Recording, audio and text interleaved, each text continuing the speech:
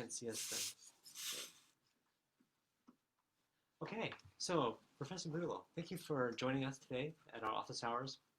I know you've done a lot of work around pensions, and thank you for your work around the Palo Alto pension issues. I was wondering before we begin, if you could just give our viewers some background on yourself and how you got into all this. Well, I was a PhD student at MIT. I graduated in 1979, and one of my essays in my PhD thesis was actually about pension funds and some of these issues.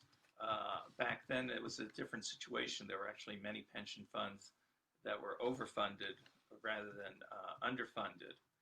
And I've subsequently worked on the issue again from time to time. I testified in behalf of the Pension Benefit Guaranty Corporation, U.S. government agency, in their case involving the bankruptcy of, one of the bankruptcies, I should say, of U.S. Airways.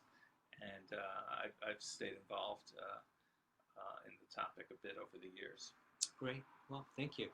So I know you prepared some slides here on this, and so for the viewers watching this, we have sent out the slides so that you could follow along. And it's a little bit hard to see the slides here on this laptop, but you might be able to see a little bit of it. Professor Bulow, I was wondering if you could just kind of give our viewers kind of like a high-level view about what the problem is. Sure.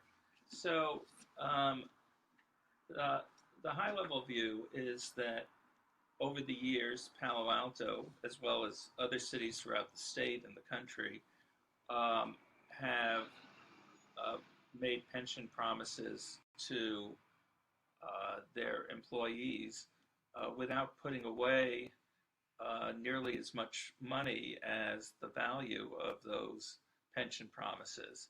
And so over the years, we've built up a very large debt, and it's starting to come home to roost.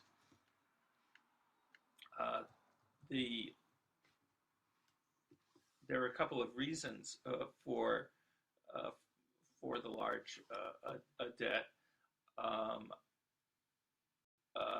One is that the way CalPERS determines how much each city is asked to pay into their pension fund is kind of like the way a credit card company figures out a minimum payment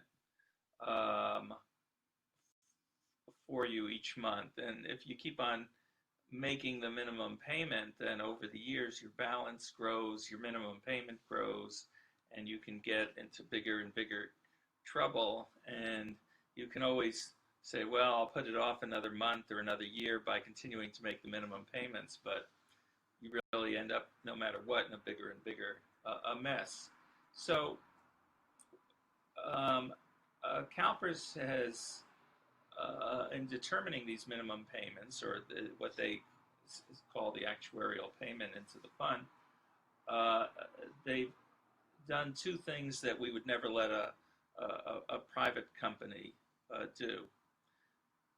One is the rate at which they discount their the future pension obligations. So the question is, let's say you promised to pay somebody $1 20 years from now. How much money do you need to set aside for that?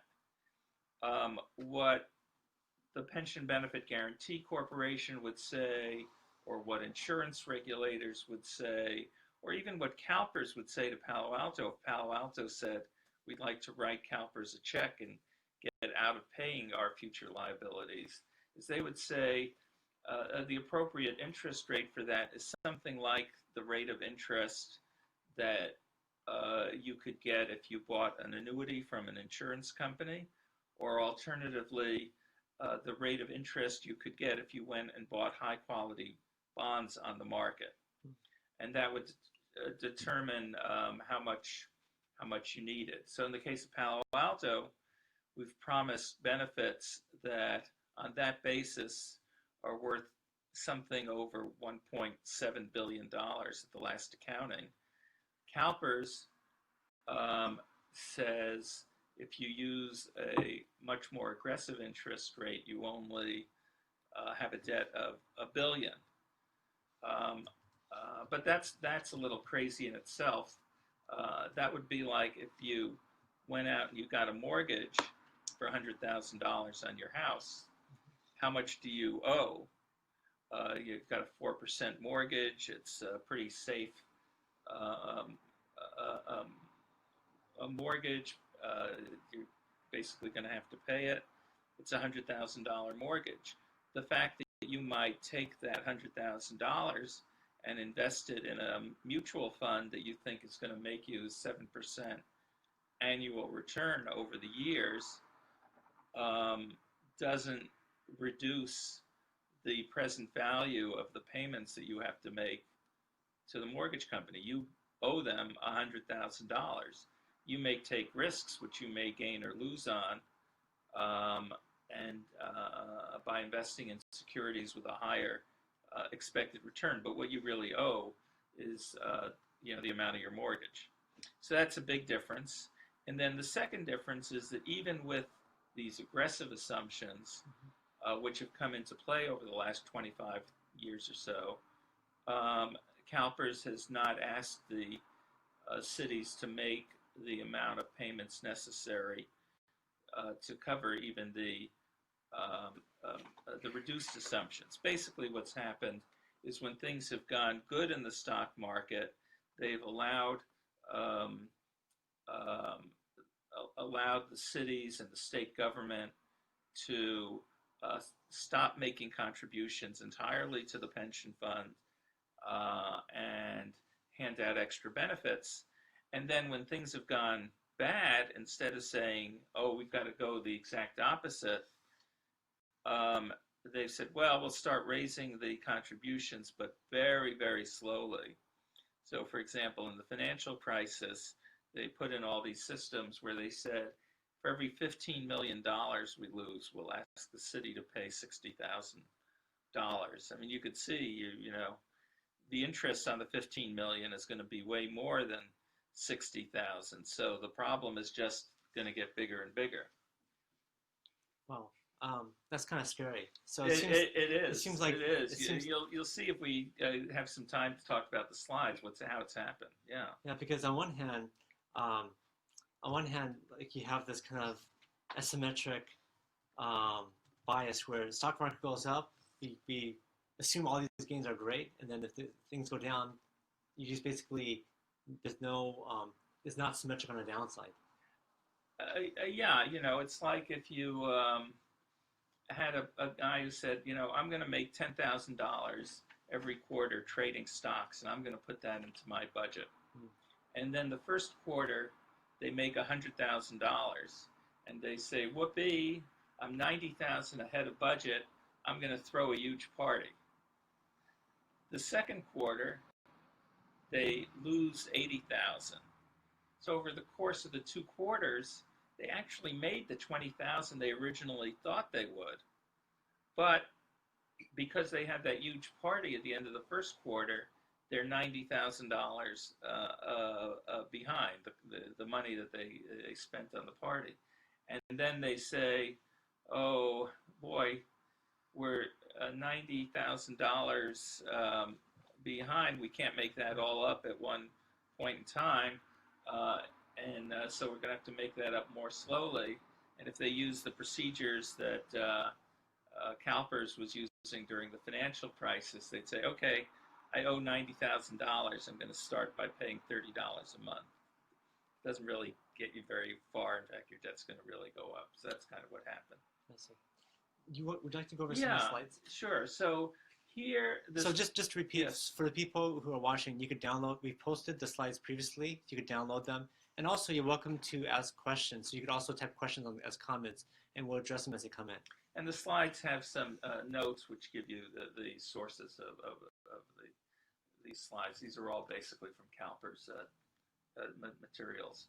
And so you could see that there's a blue line here that is very flat, which represents the interest rate that CalPERS uses to discount future payments. And here you have a treasury, 10-year treasury bond rate. So you'll see what happened is from 1960 to the 80s, as the treasury bond rate went up, CalPERS raised its discount rate assumption, the expected rate that they would make on the investments, which was completely appropriate because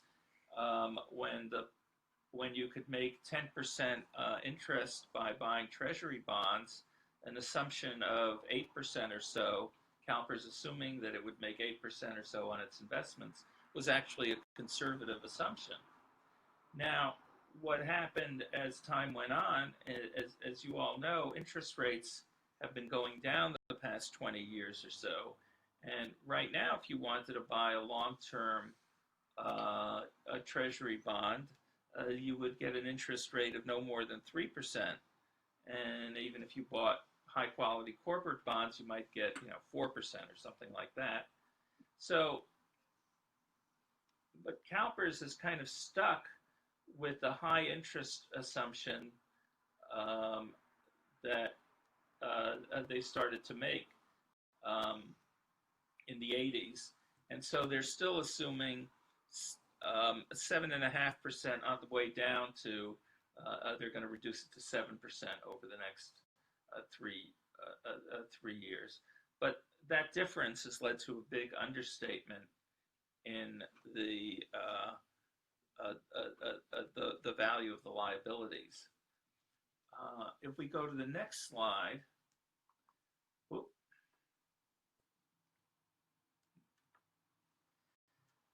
here you can see also what's happened is even using the reduced CalPERS number. So again, for the purpose of Palo Alto right now,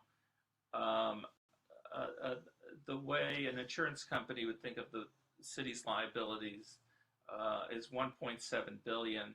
The way CalPERS is reporting it is like $1 billion. And then the question is, well, do you have that billion set aside?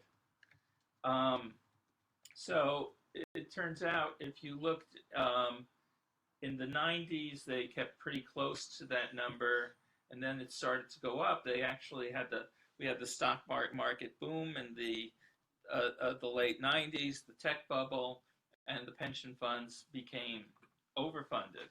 So what they did during that time of overfunding is they raised benefits and reduced or eliminated contributions. So what's the dark blue line? So the dark blue line is for CalPERS, which is the Palo Alto pension plans are all CalPERS pension plans.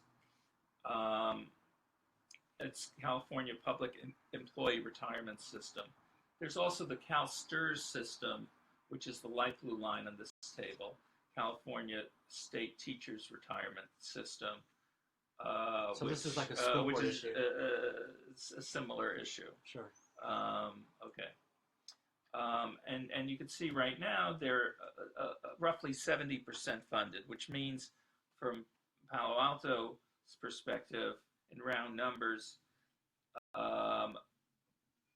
it means we have about 700 million set aside for a liability that CalPERS calculates at $1 billion, and that an insurance company or the Pension Benefit Guarantee Corporation, or even CalPERS itself, if Palo Alto wanted to buy out, would categorize as 1.7 billion. So the net debt we really owe is 1 billion. Net debt that we really owe is $1 billion. So the debt that we have that we haven't set aside the money for. So that's the total unfunded pension liability. Right. So I was sitting in this office last Friday with Jim Keene, our city manager, and I said, "Hey, we have a $1 billion unfunded pension liability," and he says, "No, that's not. We're not nowhere close to that amount." And so he doesn't think that we have a $1 billion pension liability. And why do you think he might think that? Well, he's probably looking at the CalPERS calculation, which would say that we owe 300 and something million, which is not a small number. I mean, if you consider the wage base of the employees who receive those pensions, is in the last year this was calculated for was about 93 million. Maybe it's 100 million now. Mm. That's it's as though we owe 3 years of back wages to cover pensions that we have promised. That's what Jim Keane is saying is the size of the problem, or what CalPERS is saying is the size of the problem. Unless you go to them and say, okay, we owe 3 years back wages, what we're going to do is go out and go to the capital markets, borrow money, and we'll pay you that 3 years of back wages, and then can we be out of this thing? They'll say, no. You got to pay the real amount. You've got to pay the real amount to that, which is 10 years back wages. So we can get out for the real amount, but get out for the real amount. It's a lot of money, which is $1 billion. But the amount that, if you rely on CalPERS, which is what the city manager is relying on, is 300 million. So it's either so something over 300 million. But yeah, right. Okay, so that's either way. So which one is reality? Is reality well, okay. So the reality is the $1 billion. However, if somebody said to me, are the citizens of the city going to end up having to pay that entire $1 billion or not? What I'd say is, look, there are issues about how safe that liability is, to what extent, as this gets litigated in the courts, it will turn out to be an absolute liability. But what's going to happen is somebody is going to have to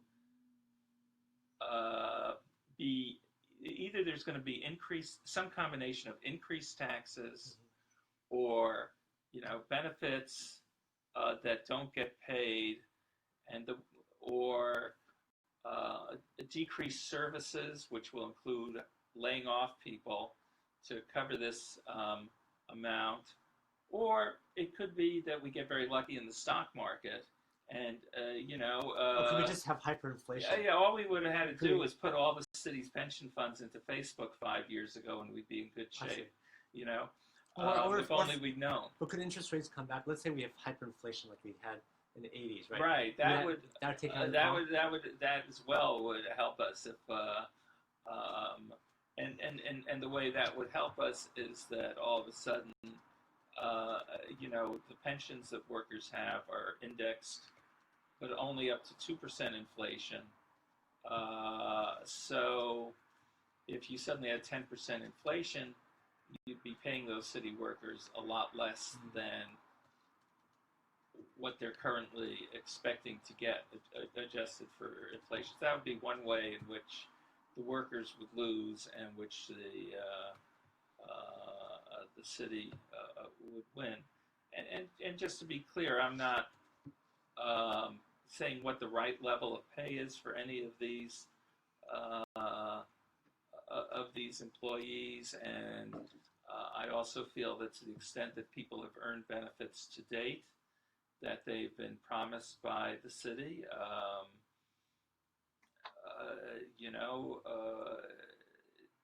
we should do our best to make good on those promises. There's a question of how we should proceed, going forward, and it'd be good if, as a first step, if what we could do is make realistic calculations about what it cost us when we signed a new labor contract, and so that the people in charge, Greg and Jim Keane and whoever else it might be, would have the data necessary to make good decisions, and with the realistic cost number, the people on the other side of the bargaining table could also figure out what it is that they really wanted. So let's say if a city employee made $100,000 a year in salary,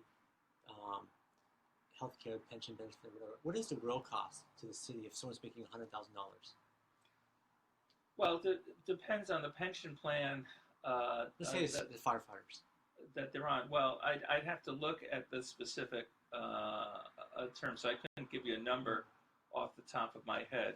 But to give you a sense of the way one might calculate it, let's say that somebody had a pension that gave them their final salary times, uh, um, uh, just in round numbers, 2% of their final salary times the number of years of service. So then what you might do is you'd say, okay, if they've worked for 25 years and they quit today, they get 50% of their salary with some inflation adjustment. And the way an economist would say to calculate that value is to say, well, let's use a mortality table to figure out their life expectancy. Let's discount the future interest payments based on the fact that we need, this is a promise that's like an insurance company promise and relatively safe, should be discounted at an appropriate interest rate, and figure out what the current amount of money needed to be set aside to cover that cost would be. And then if you said, what is it costing the city to keep this firefighter on the payroll for another year, you'd say, well, you know, if he quit today, he'd get a pension that would be $50,000 a year. Maybe if he quits next year, his pension will be, if he doesn't get a raise, maybe it'll be $52,000. Sure. Okay. So then you'd say, well, he's getting an extra $2,000 a year in pension. What is the value of $2,000 a year as an annuity? And you'd say that's the incremental pension cost the city would have from keeping that employee on the payroll for an extra year. If it turned out that he was getting a raise, or if the pension was based on a final average of 2 or 3 years' salary, you'd say, well, how much is that? You'd still do the same thing. You'd say, how much bigger an annuity does he get from working this last year versus not working, and take the value of that extra money, that extra annuity, and say that's his pension compensation for the year. So what staff has told me when I asked them this question, they said to use a factor of like 1.7 to 1.8. So if someone's making $100,000 a year, what effectively they're getting paid, or that was costing the city is about $170,000 or $180,000. I'm not sure if that's close to being right, but that's what I was told. Well, my guess is that Jim, if you're getting it from Jim Keene's office, he's using the CalPERS numbers, which are really understating the pension costs. But I haven't done those calculations myself. Of course, there's also the issue of how are they doing the calculations about promises of other benefits, such as medical benefits, where I haven't looked at all into what the way to calculate those are. So one of my fellow, actually the chair of the finance committee, or council member Eric Philseth, was telling me that one of the battalion chiefs retired. One of the fire battalion chiefs retired at age 50, and he was making about $200,000 a year, and that he will get $200,000 a year for the rest of his life until either he or his wife dies. So let's say he lives till 90. He or his wife will live till 90. That's 40 years. So 40 years times $200,000 a year, that's what, $8 million? $8 million, right? Which is, he was finance chair Philseth was telling me this is more money than he got paid actually working. Yeah, well, one way to think about it is that what happens is if somebody works 30 years and then they're retired for 30 years. Sure. And they get paid 90% of their salary when they retire. Then, if interest rates and salaries are similar in their growth, you'd say that they're getting a pension worth 90% as much as the salaries they received over the years. Um, um, and if we look at a couple of the slides, if we have time, a couple of slides later on, you'll see that the projections are that the amount we're going to have to set aside for highway patrol, for example, in the coming years is actually going to be, we're going to have to put more into their pension plans than we pay them in salaries. Wow. Why don't you keep on going? Yeah, so this next slide's hard to see on the screen, but I'll just tell you what it does. Whoops. Okay, so this is a slide I provided to people about the contribution rates that were required in the state teachers plan. And the basic point is that back in 1980, the contribution rate was around 13%. And then what happened is CalPERS started reducing it as they raised the interest rate assumptions. And then from 1998 to 2002, when we had the stock market bubble, they actually said to people, you don't have to contribute anything. We're making so much of a return on our pension fund, you don't have to contribute anything for future pension benefits. Well, then, of course, the bubble burst, and the stock market had a couple of years with single-digit losses. So you might naively think, oh, we had all those years making 20% returns in the stock market in the 90s, a couple of years where you lose 7% or something, you should still be in pretty good shape. But no, because when we had the big bubble, it was like that guy we were talking about who made money in the stock market and had a big party. They spent all that money in a combination of eliminating contributions and paying higher benefits. And so then when we had that period, afterwards, the pension fund was underfunded. And you might have said, oh, okay, well, they reduced the rate from 13 down to 0 when things were good. Did they raise it from 0 to 26 or something when things were bad? No, they started to gradually raise it. And it's only in 2016-17 they got it back up to 13%. But now, because they kept it down so long, it's going to be much higher the next few years. So why didn't these chickens come home to roost? Why didn't they just immediately raise the rates? Why did they keep it down for so long? Well, I think the political pressure is the following: that it's a lot easier to raise spending than to cut it. And so when you've been not contributing anything to your pension plan, being told that you're going to have to pay 26% of salaries within a year or two was just not something that was going to make CalPERS very popular. Mm-hmm. So they said, okay, we'll raise it the first year to, we gave people a couple of years notice. They said, all right, in 2003, we'll make it 3%, and then we'll make it about 10% after that, and see how things go. Maybe we'll get lucky. The stock market will, come back. We won't have to raise it too much more, and we'll keep on assuming the stock market's going to do well. We'll keep on assuming that we're going to make 7% or 8%, even though the rate of interest started to fall, and we really should cut the interest rate assumption. So they had that kind of they had that kind of pressure.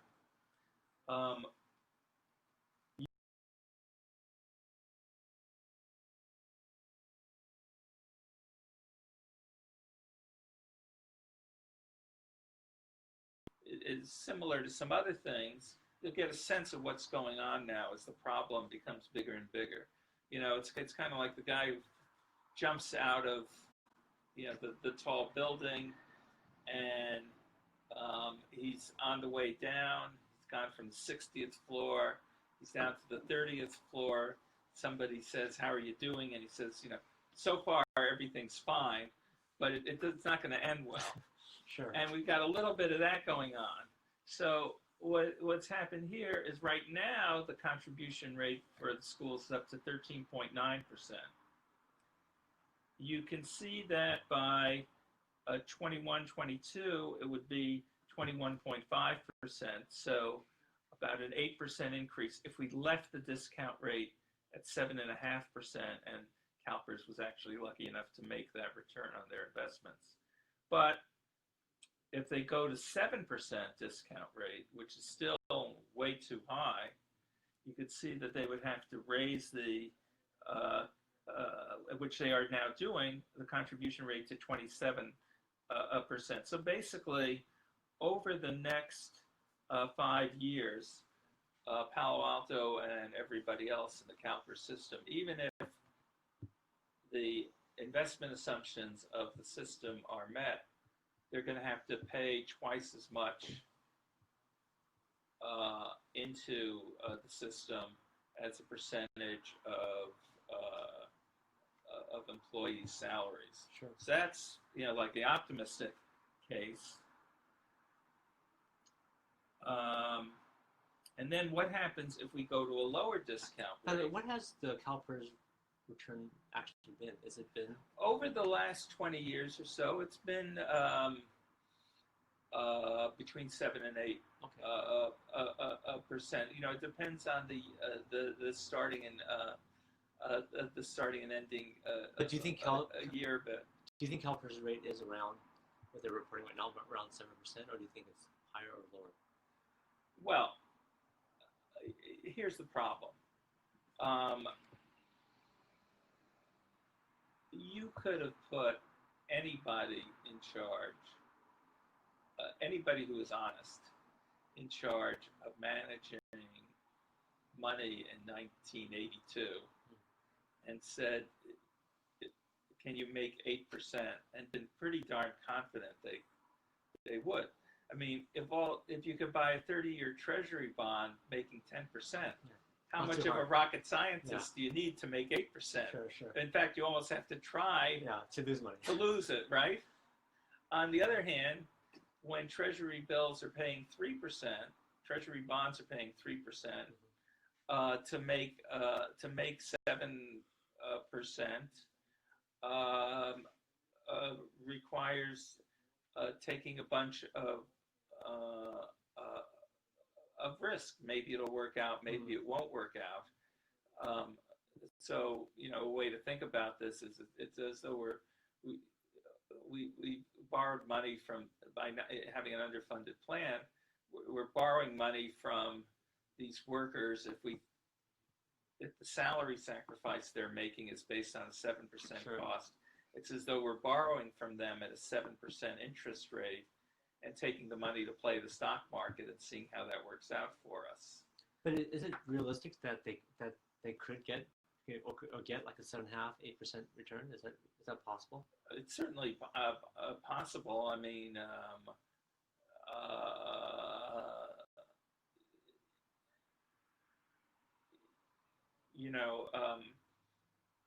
right now their funds are about 30% in low risk assets and 70% in the stock market. So the low risk assets like bonds, you're pretty much going to get your 3% over the next 10 years. So, how do you get an overall average of 7% if you're going to get 3% on the bonds? You have to make whatever it is, 8.5, let's say, on the stocks and the private equity and all that other stuff, after paying the exorbitant fees of these private equity and hedge fund guys. And so, is it possible they'll make 8.5% on their stock market investments? Yes, if I could foresee the stock market, I'd probably be sitting someplace else today. Sure.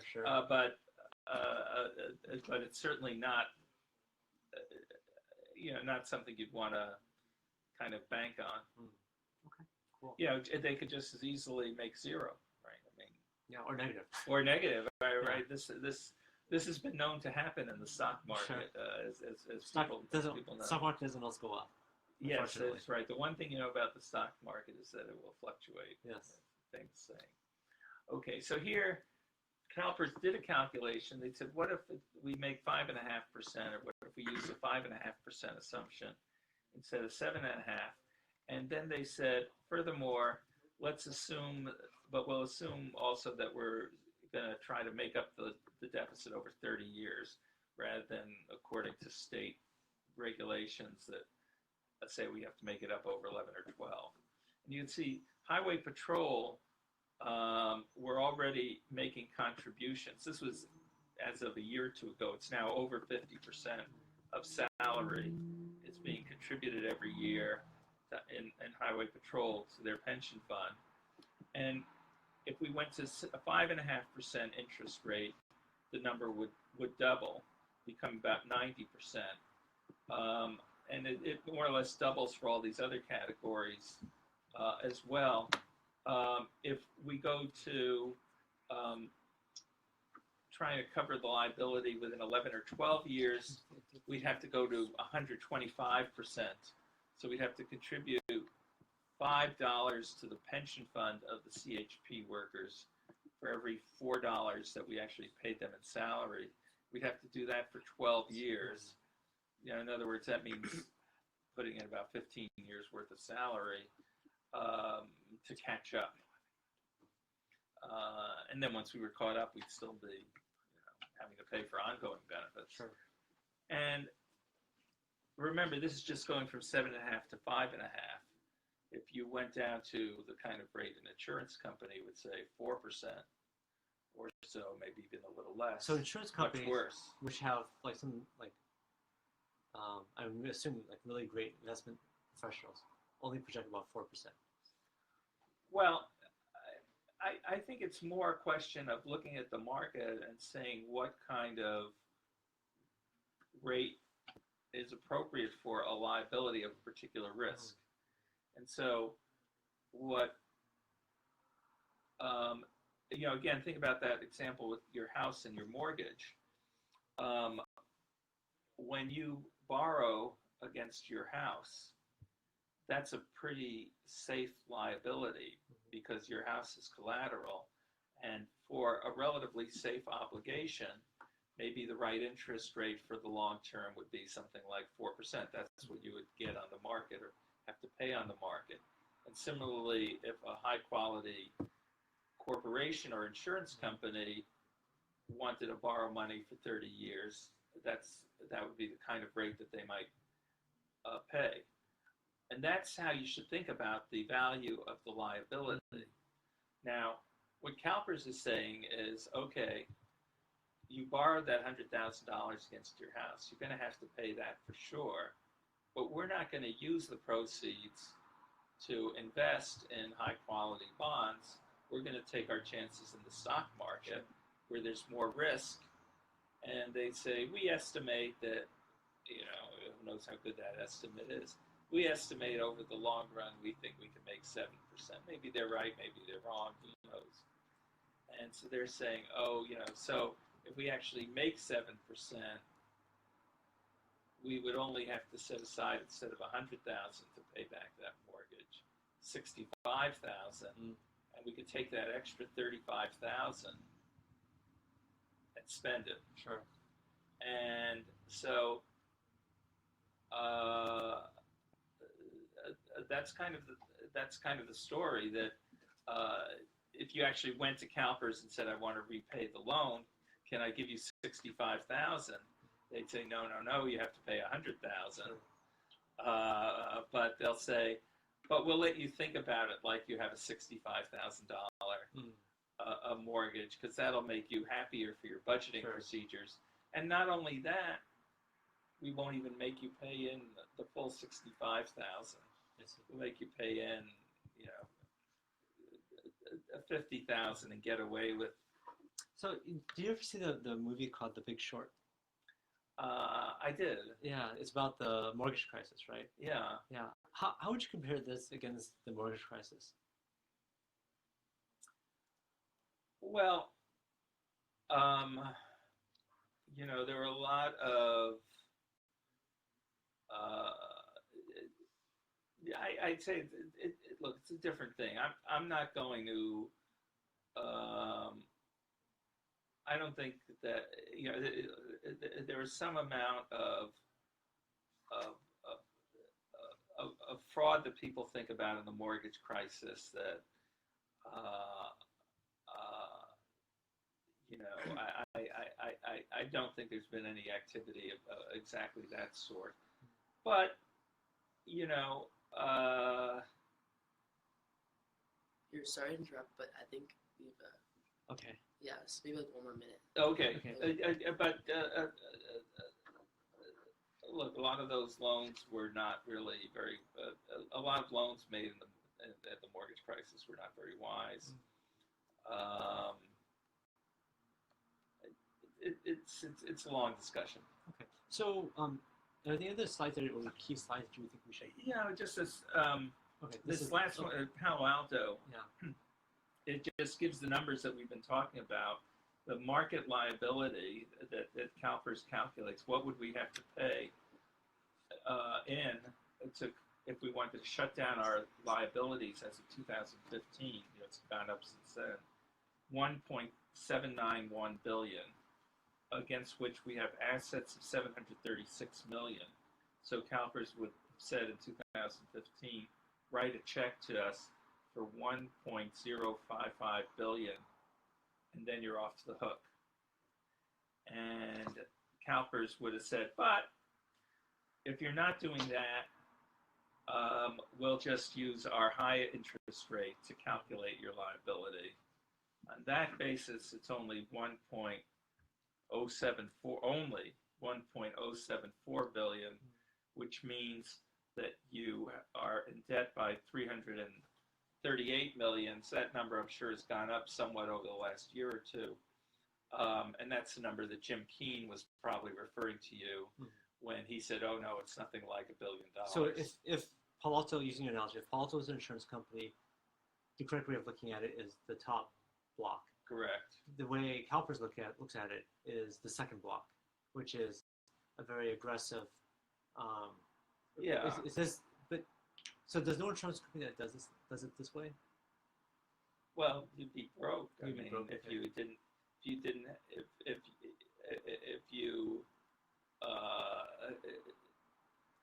the state regulator, you couldn't go to the state regulator and say, I promised all these benefits to people. I sold them annuities. This is,